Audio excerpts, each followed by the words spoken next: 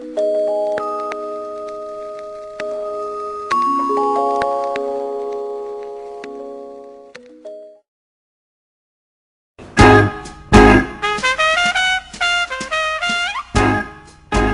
upon a time, there lived two friends named Welty and Karmen.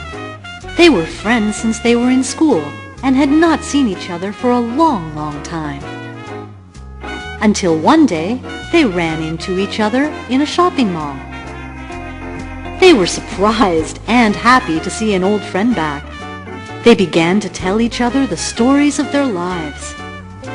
Welty told the story of his fabulous life in which he had plenty of time to spend with his family, which he could afford, because he never had any problems with his finances.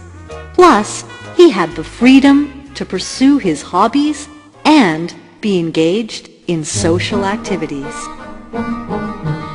While Karmen spent his days punching the clock, having no quality time to spend with his family, and his meager salary was spent paying the mortgage and the various installments on top of an ever-increasing cost of living. Seeing his friend's pitiful condition, Welty shared a lot of inputs to his friend. He also told him the story of a boatman who became successful without having to trade his time for money.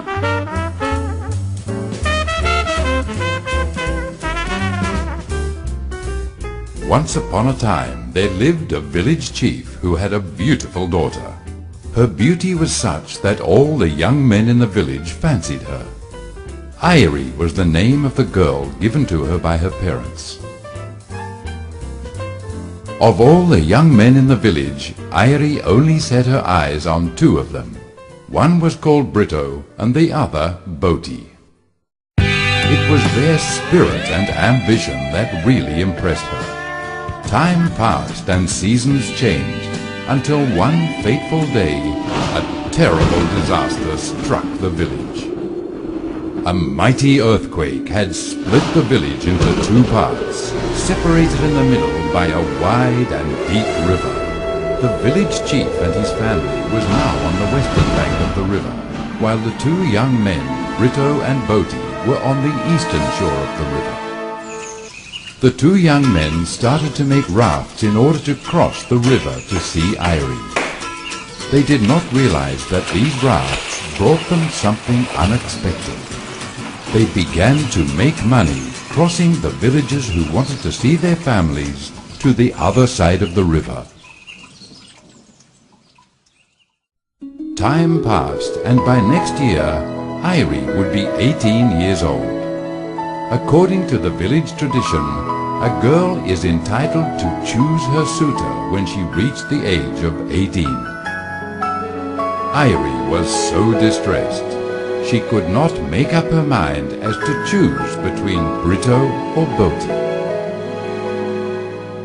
Seeing the dilemma of his daughter, the village chief finally decreed a contest. Whoever managed to collect 1,000 tiles of gold within 1 year will be entitled to marry his daughter. 1,000 tiles of gold was not a small amount of money then.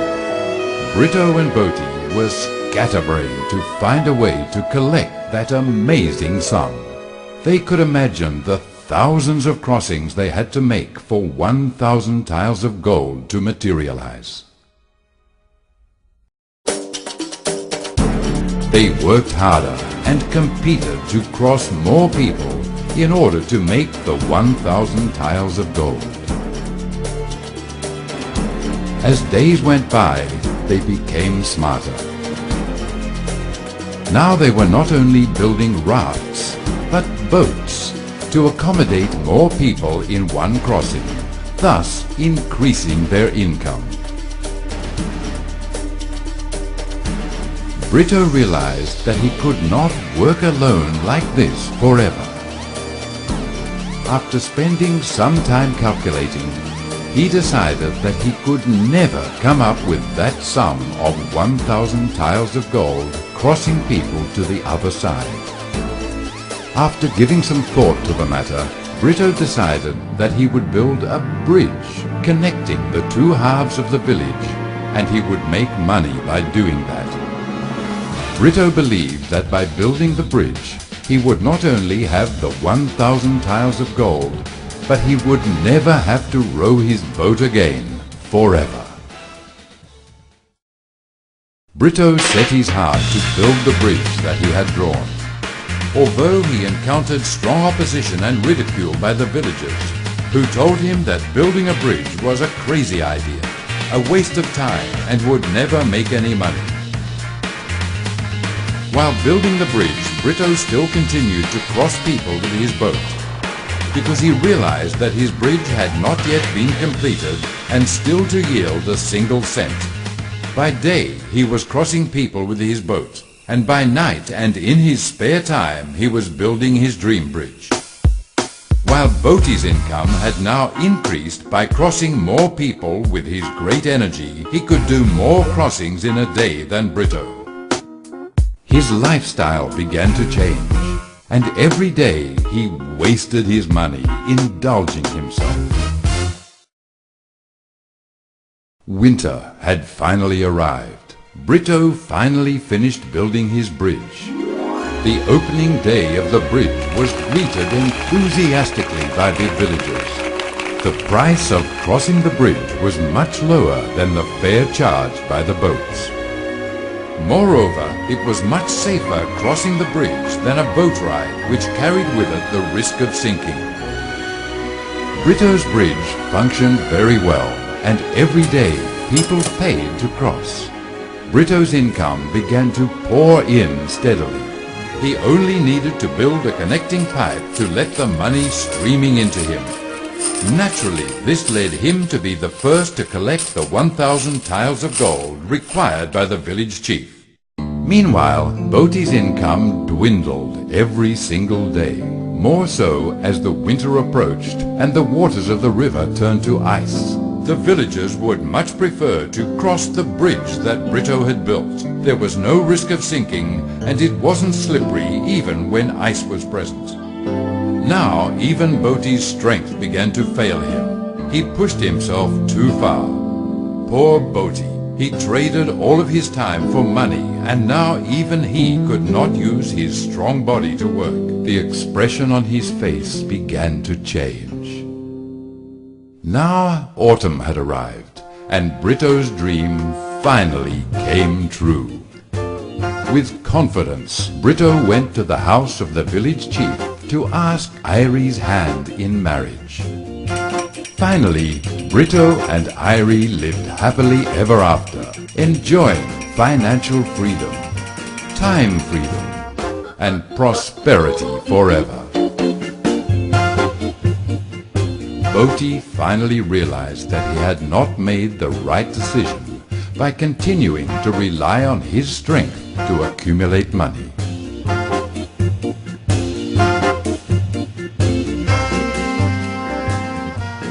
After listening intently to the story, Karmen was beginning to think that he too was doing the same thing that Welty did. All this time, he was trading his time for money. Arriving at home, Karmen still pondered Welty's word.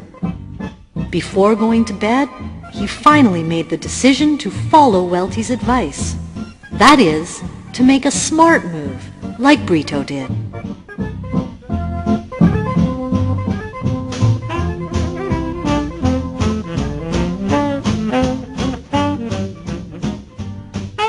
How about you? Which method do you prefer? If you are still unsure, try answering the following question. Do you possess an income that flows continuously for 24 hours without you actually having to work for it? Are you relying on strength alone, or do you have a right system to produce money?